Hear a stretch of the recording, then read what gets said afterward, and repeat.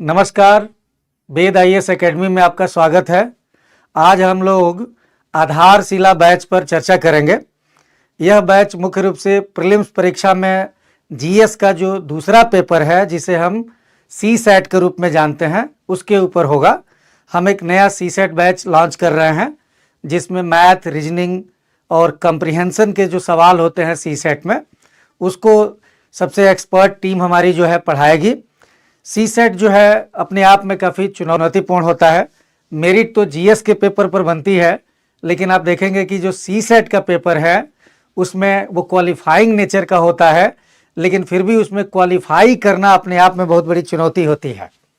तो हम ओवरऑल थोड़ा सा सी सेट में वो चुनौतियाँ क्या होती हैं और एक एस्पिरेंट को उन चुनौतियों को कैसे ध्यान रखना चाहिए, पहले हम इस पे बात करेंगे कि चैलेंजेज आप सी सेट क्या होता है प्रीलिम्स एग्जाम में, और तब फिर हमारा जो सी सेट का जो बैच है उसमें हमारे शिक्षक किस प्रकार और क्या पढ़ाएंगे और ये बैच का ड्यूरेशन क्या रहेगा, हम आप सबसे इस पे बात करेंगे। तो सबसे पहले हम इस पे जो बात करते हैं उसमें थोड़ा सा हम मैनुअल तरीके से आते हैं। हमने कहा कि हमारा एक बैच प्रारंभ हो रहा है, आधारशिला बैच, और आधारशिला बैच जो है वो सी सेट को लेकर के डेडिकेटेड है। और इस बार का आईएएस प्रीलिम्स और पीसीएस प्रीलिम्स जो परीक्षाएं हैं उसके लिए हम इसको बेसिकली डेडिकेट होकर चला रहे हैं। और ये इसी 14 फरवरी को प्रारंभ हो रहा है। 14 फरवरी आप लोगों के लिए एक अच्छा दिन होता है, नए लोगों के लिए तो शुभ मुहूर्त है। हम देसी जो अपना रिवाज होता है उसको ध्यान में रख रहे हैं, बाकी उस दिन 14 भी पड़ रहा है। सी सेट पे हमने कहा कि थोड़ा सा पहले बात करते हैं कि सी सेट परीक्षा क्या है और सी सेट परीक्षा की मुख्य जो चुनौतियां होती हैं वो क्या है। सी सेट में आप लोग जानते हैं कि बेसिकली 3-4 महत्वपूर्ण चीज़ें होती हैं। पहले इसमें जो है मैथ रहता है, मैथमेटिक्स के सवाल रहते हैं। फिर आप देखते हैं रीजनिंग रहता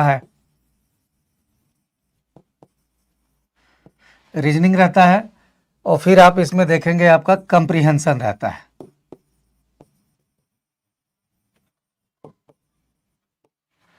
ये सब जोड़ के टोटल 80 प्रश्न आपके बनते हैं।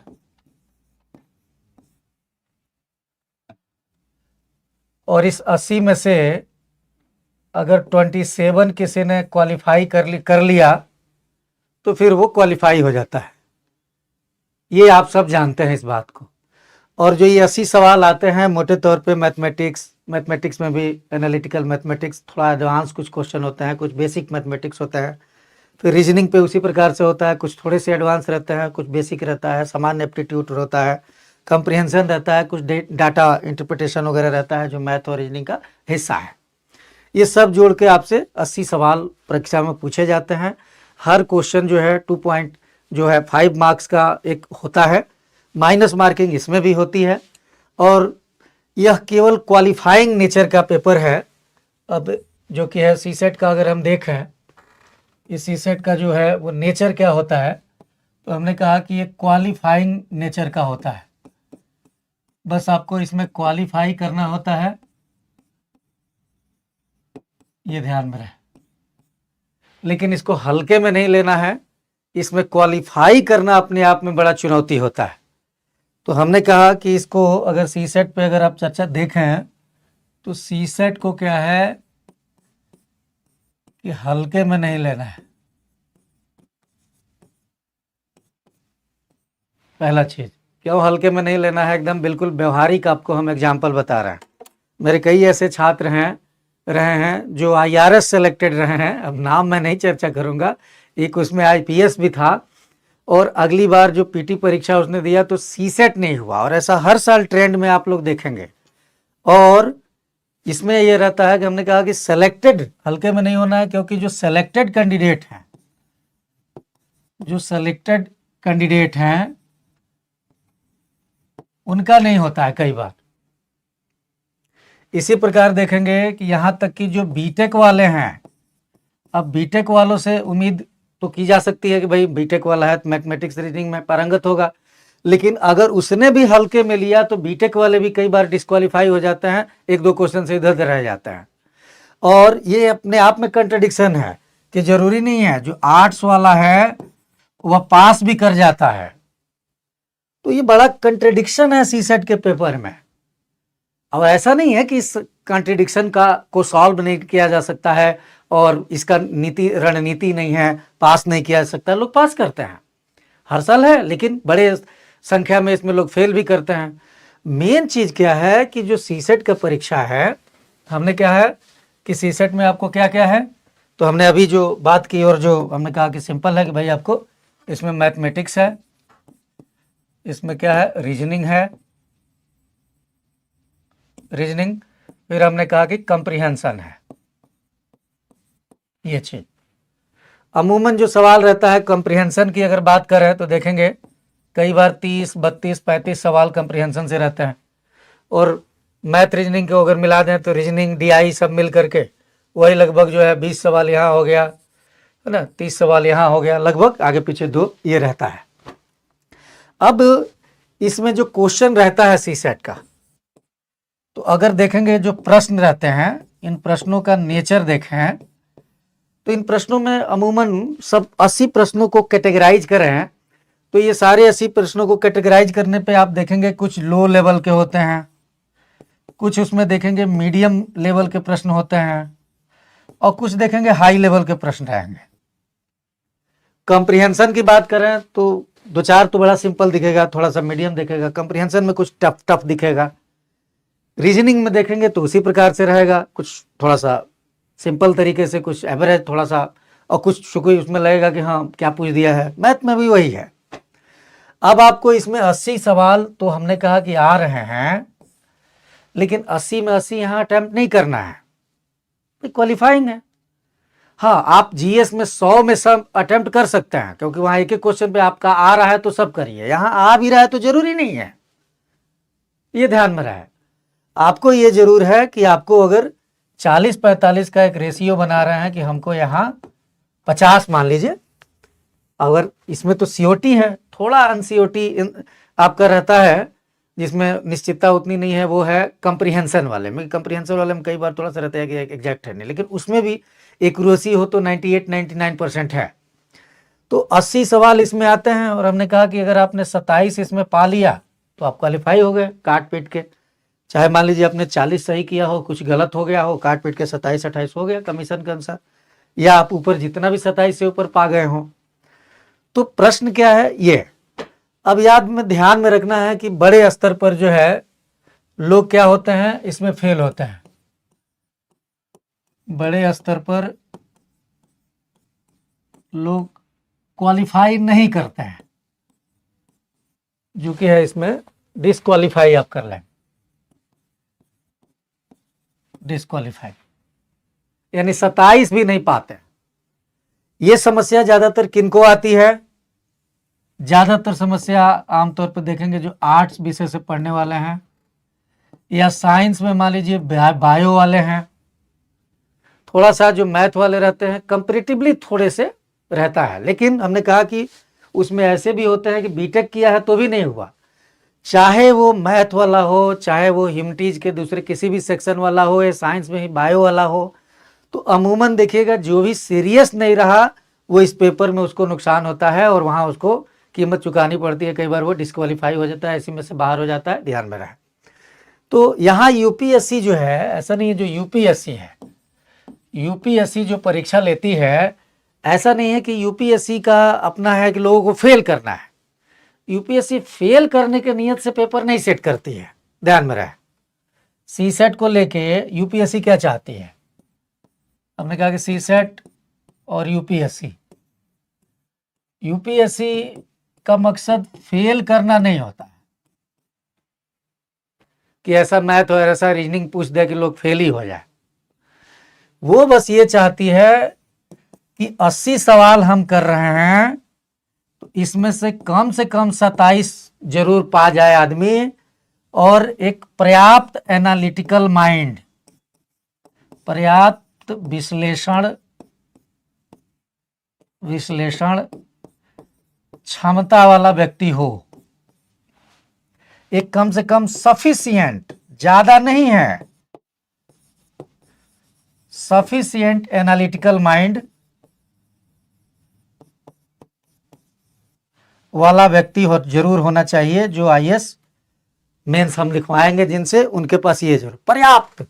कितना पर्याप्त? मात्र 27, 133% कि वो रीजनिंग, मैथ और कंप्रीहेंशन में इसमें एनालिटिकली जो जिसका एक विश्लेषण क्षमता हो कि कम से कम उसमें पर्याप्त है, वो टॉप नहीं है। हाँ, थोड़ा सा उधर 2011 से लेके और 14 के बीच में जो शुरू के दिनों में था कि यह पेपर भी उतना ही स्कोरिंग होता था, और जीएस और ये दोनों मेरिट बनाते थे। इस पर बहुत सारे देश भर में आप देखेंगे स्ट्राइक हुए, बहुत सारे आंदोलन भी हुए, और ये सही रणनीति, यूपीएससी ने सही डिसीजन लिया था कि इसको क्वालिफाई कर दिया। तो अब पहले जैसा उतना इनजस्टिस वाली बात नहीं रह गई है, ये ध्यान में रखना है। तो इस पेपर को हमने कहा कि हल्के में नहीं लेना है। यूपीएससी क्या है, फेल नहीं करना चाहती है जानबूझ के, वो बस ये चाहती है कि कम से कम आपको एक पर्याप्त जो कि है सफिशिएंट, जो कि है कम से कम एक एनालिटिकल आपका अप्रोच रहे, माइंड रहे, ध्यान में रहे। तो अब सवाल है कि इस पर रणनीति क्या होना चाहिए। सी सेट की रणनीति, स्ट्रेटजी क्या होना चाहिए। अब देखिए, रणनीति में क्या है कि अलग अलग व्यक्ति की अलग अलग रणनीति होती है। सबका एक रणनीति हो ही नहीं सकता है, व्यक्ति के सोचने समझने का क्षमता अलग है। अलग अलग डिसिप्लिन से आदमी पढ़ करके आया होता है, कोई आर्ट्स का रहेगा, कोई साइंस का रहेगा, कोई कॉमर्स का रहेगा, कोई ह्यूमैनिटीज से रहेगा। ये अब अपने स्ट्रेंथ के अनुसार, अपनी क्षमता, स्ट्रेंथ,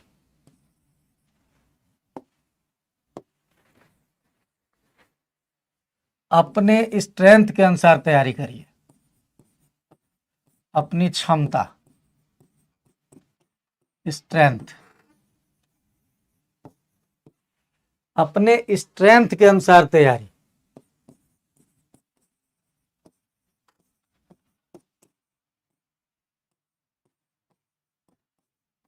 लेकिन ऐसा नहीं है कि 3, 4, 5 पोर्शन आ रहे हैं तो किसी एक दो को एकदम छोड़ दीजिए और बाकी पे काम कीजिए। नहीं, किसी पे ज्यादा, किसी के कम, लेकिन जीरो नहीं कोई एरिया।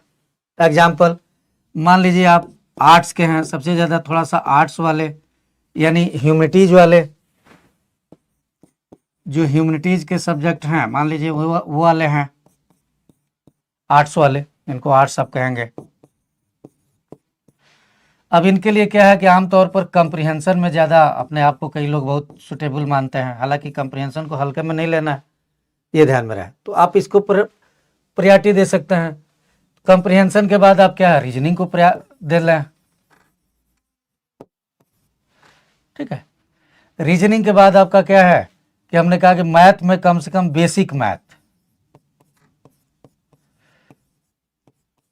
मान लीजिए मैथ में 15-20 सवाल है, तो कम से कम आप इस स्तर पे कम से कम उसके जो एवरेज निकालने के, स्पीड निकालने के, चाल निकालने के जो प्रश्न होते हैं, कम से कम आप 5-7 उसमें से तो पहुंचे जरूर।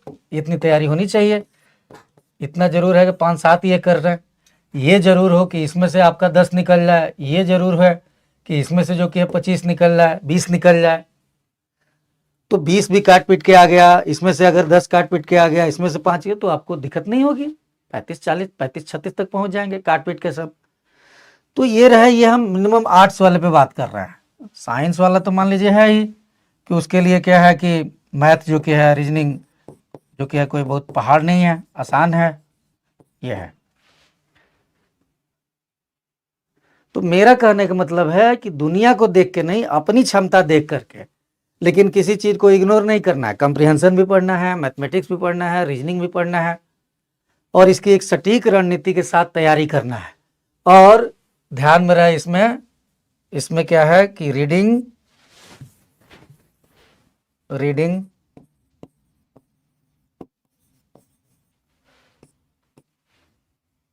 और रीडिंग के अलावा क्या है, एक्सरसाइज।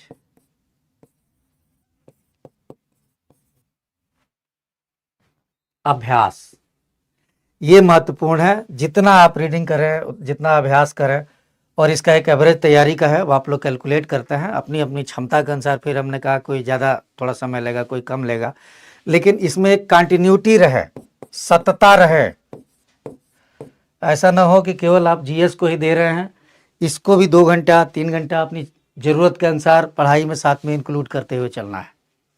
तो सी सेट अपने आप में चुनौतीपूर्ण है। हमने कहा कि इसमें जो कंप्रिहेंशन, रीजनिंग, मैथ, ये सब सवाल है, इसी को ध्यान में रखते हुए हमने कहा कि हमारा बैच जो कि आ रहा है, इस बैच को जो है जो शिक्षक हैं हमारे वो लेंगे। बेसिक जो कि है कम से कम जो है न्यूमेरेसी जो है, जनरल मेंटल एबिलिटी जो मैथमेटिक्स का है, रीजनिंग जो है, डीआई जो है और कंप्रिहेंशन, ये हमारे शिक्षक लेंगे। और यह बैच इस बार 14 फरवरी को प्रारंभ हो रहा है। समय इसका मेरे ख्याल से